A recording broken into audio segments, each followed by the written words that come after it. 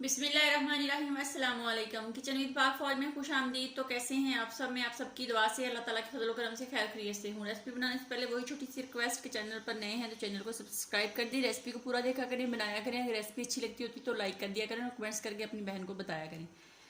तो इन जो मैं बना रही हूँ इसका लिंक मैं डिस्क्रिप्शन बॉक्स में भी डाल दूंगी रेसिपी का। और आज मैं बना रही हूँ ठंडी ठंडी सब्जी। तो उसको बनाने के लिए हमें किन किन चीज़ों की ज़रूरत है तो वो आप नोट कर लें। यहाँ पे मैंने 3 छोटे छोटे कद्दू लिए थे, उनको मैंने अच्छे से छील के काट के धो के साफ कर लिया है। तो आपके पास अगर बड़े हैं तो आप 2 कर लें। तो दो छोटी साइज की टमाटर थी, उनको भी मैंने क्यूब्स काट लिया। 2 सब्ज मिर्चें थी, उनको भी काट लिया। एक बड़ी साइज की टमाटर थी, उसको स्लाइस में काट लिया है। आलू जो है ये ऑप्शनल है, अगर डालना है तो डालें वरना स्किप कर दे, मैं अपनी बेटी के लिए डालती होती हूँ। तो 1 आलू था। यहाँ पे सुरख मिर्च का 1 चम्मच है, वो आप देख लें। धनिया, लहसुन और अदरक का पेस्ट है 1 चम्मच। और हल्दी का चाय का 1/4 चम्मच। नमक जायके के मुताबिक आप इस्तेमाल करेंगे। और सूखे धनिए का 1 चम्मच है। कुकिंग ऑयल का हम आधा कप यूज़ करेंगे। तो यहाँ पे मैंने एक पैन चूल्हे के ऊपर रख लिया। आइए स्टार्ट करते हैं। अब मैंने चला दिया है। अब हम इसके अंदर कुकिंग ऑयल का आधा कप डालते हैं। जैसे ही ऑयल गर्म होगा तो इसके अंदर हम प्याज डालेंगे। ऑयल हमारा गर्म हो गया तो इसके अंदर प्याज डालते हैं। प्याज को हल्का सा लाइट ब्राउन सा करते हैं, फिर इसके अंदर हम अगला स्टेप डालते जाएंगे और उसको बनाते जाएंगे। प्याज ये देख लें पिंक कलर का हो गया है। तो अब हम इसके अंदर टमाटर और सब्ज़ मिर्च डाल देते हैं। बिस्मिल्लाहिर्रहमानिर्रहीम डाल के इसको उस वक्त तक पकाते हैं जब तक हमारा टमाटर जो है अच्छे से मैश ना हो जाए।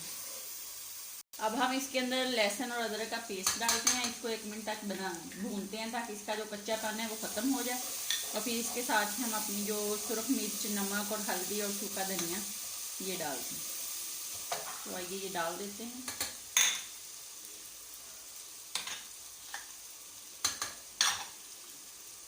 डाल के इसको अच्छे से भूनते हैं। पानी का छींटा लगा के इसकी ग्रेवी सी बना लेते हैं।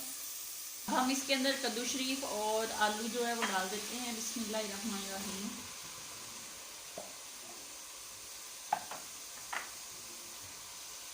डाल के इसको हम मीडियम आंच पे तकरीबन 8 से 10 मिनट तक पकाएंगे। अंदर से एक दफ़ा देखेंगे। इसके अंदर पानी नहीं डालेंगे, ये कद्दू शरीफ अपना पानी खुद ही छोड़ेगा।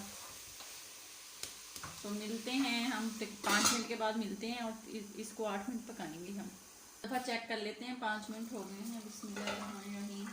तो ये देख लें कद्दू ने अपना पानी छोड़ा हुआ है, इसमें पानी की ज़रूरत नहीं है आपको डालने की। आँच जो है आपने वो बिल्कुल मीडियम रखनी है और इसको मीडियम आंच पे आपने पकाना है। तो ये बहुत मज़े की सब्ज़ी बनती है।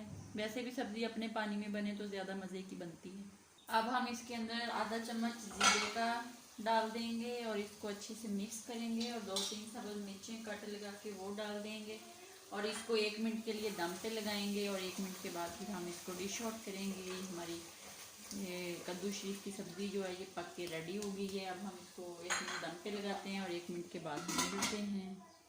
1 मिनट दम पे लगा दिया है। अब हम डिश आउट कर लेते हैं। बिस्मिल्लाहिर्रहमानिर्रहीम। तो ये देख लें कद्दू में कैसा ऑयल छोड़ा है। ये बन के बिल्कुल माशाल्लाह रेडी हो गया है। तो कोई भी घर से प्यारी सी प्लेट ले लें और इसको कर लें जनाब डिश आउट। और गरम गरम रोटी के साथ, नान के साथ खाएँ कद्दू शरीफ की सब्ज़ी। ये हमारे आका इस्लाम को बहुत पसंद थी।